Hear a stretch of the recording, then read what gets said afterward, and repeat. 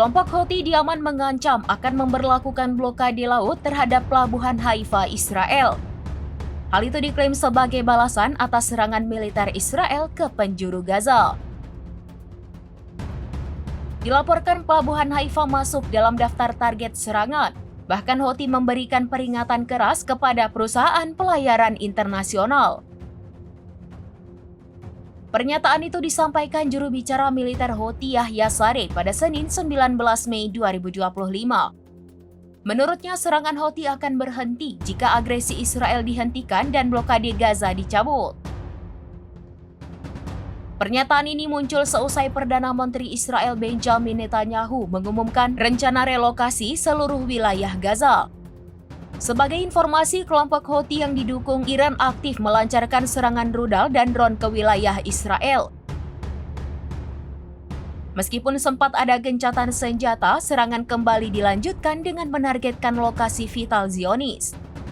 Sementara itu, militer Amerika Serikat merespons dengan serangan udara ke wilayah yang dikuasai Houthi.